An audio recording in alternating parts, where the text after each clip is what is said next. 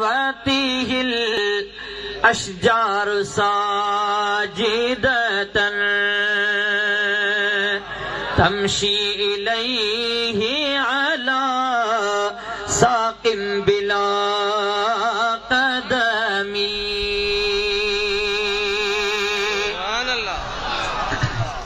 फरमाए तो नबी करीम सल्लल्लाहु अलैहि वसल्लम जे सदते वण बि हली आया आहिनि। उन्हनि रस्ते ते अची करे पंहिंजी ज़बान में फसाहत ऐं बलागत सां उहा गवाही ॾिनी आहे। हाणे वण जी ज़बान कहिड़ी आहे असां तव्हां सिंधीअ में लिखंदासूं, ॿियो कंहिं ज़बान वारो कंहिं ॿी ॿोलीअ में लिखंदो जेके असांखे सम्झ में अखर कोन ईंदा। हिंदीअ वारा जेकॾहिं अखर हुजनि त उहे सिंधी पढ़ण वारे खे सम्झ में कोन ईंदा। अरबी ज़बान में हुजे त कंहिं ॿी क़ौम खे सम्झ में कोन ईंदा। हबीब करीम जी जेका या शाहिदी आहे उहो वण जितां जितां हली आयो ने। अल्लामा महमूद रहमतुल्लाह ताला अलैहि जेको आहे, अल्लामा महमूद आलूसी रहमतुल्लाह ताला अलैहि लिखियो आहे त उहो वण जेको आहे महबूब करीम जी पंहिंजी ज़बान में शाहिदी लिखंदो बि आयो। सुभान अल्लाह। उनजी जेका बि पंहिंजी ज़बान तौर तरीक़ो आहे आयो पे उन जूं टारियूं लिखंदियूं पे आयूं त इबादत जो लाइक़ सिर्फ़ अल्लाह करीम आहे ऐं मोहम्मद करीम अल्लाह जो सचो रसूल। शिफा शरीफ में क़ाज़ी अयाज़ रहमतुल्लाह ताला अलैहि अहिड़ो हिकिड़ो ॿियो वाक़ियो ज़िक्र फरमायो आहे। गोह हमरा कपिड़े में वेढ़े करे खणी आयो। छा खणी आयो? गोह खणी आयो।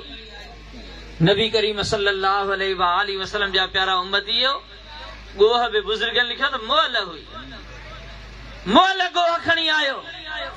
नबी करीम जे आॾो अची करे वेढ़े रखी करे पुछा कयईं ॿुधाईंदव त हिन में छा आहे?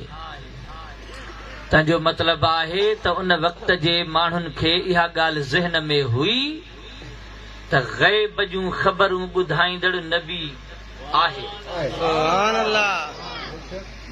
अणॾिठे जूं ख़बरूं ॿुधाइण नबीअ जो कमु आहे। वॾी ॻाल्हि आहे उन वक़्त जे आम माण्हुनि खे जेके गैर मुस्लिम हुया उन्हनि जे ज़हन में बि इहा ॻाल्हि हुई त ग़ैब जूं ख़बरूं नबीअ खे ॿुधाइण घुर्जनि। सुभान अल्लाह चओ। नबीअ जो कमु आहे त उहो ग़ैब जूं ख़बरूं ॿुधाए। पर हैरत आहे न कलमे पढ़ंदड़ मुल्ले ते जेको राति ॾींहं पियो रिट लॻाईंदो आहे त नबीअ खे माअज़ल्लाह हीअ ख़बर कान हुई, हीअ ख़बर कान हुई, ग़ैब जे इल्म जी ख़बर कान हुई। बसि शरीयत जो इल्मु खणी आयो हो, हुन जो कमु हुयो शरीयत जा मसाला ॿुधाइण। मां तव्हां खां पुछां थो रसूलुल्लाह खां जेको सहाबनि सगोरनि जेके सवाल कया आहिनि। हज़रत जाबिर बिन अब्दुल्लाह अंसारी रज़ियल्लाहु ताला अन्हु सवाल कयो हुयो त या रसूल अल्लाह सभ खां पहिरीं शइ अल्लाह ताला कहिड़ी ठाही?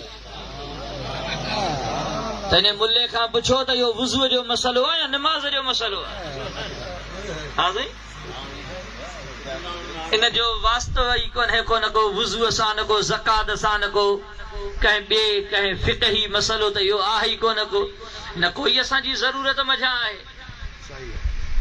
हाणे असां खां इहो त अल्लाह साईं क़बर में या क़यामत में कोन पुछंदो त पहिरें नंबर ते मूं कहिड़ी शइ ठाही, ॿिए नंबर ते कहिड़ी शइ ठाही। हा साईं, असांजो हिन सां वास्तो ई कोन्हे को। पर सहाबी सगोरे जो अक़ीदो ऐं ईमान ॾिसो। मुसन्नफ़ अब्दुर रज़्ज़ाक़ में रिवायत मौजूद आहे। उन ये मुस्तफ़ा करीम खां पुछो त अख़बिरनी अन अव्वल शैइन ख़लक़हु अल्लाह तआला क़ब्ल अल अशिया।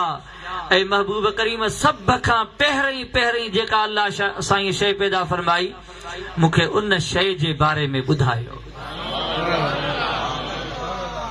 तंहिंजो मतिलबु आहे सहाबीअ जो अक़ीदो हुयो त रसूलुल्लाह खे इहा ख़बर आहे।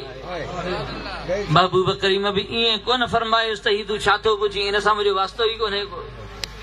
पर न, महबूब करीम जवाबु ॾेई करे उन जे ख़्याल ऐं अक़ीदे जी तौसीक़ करे छॾी।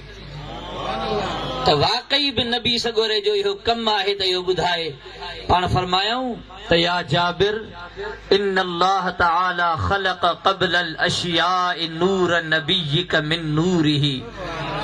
ए जाबिर सोना सब खां पहिरीं अल्लाह ताला जी ज़ात बाबरकात तुंहिंजे नबीअ जे नूर खे पंहिंजे नूर मां पैदा फरमायो।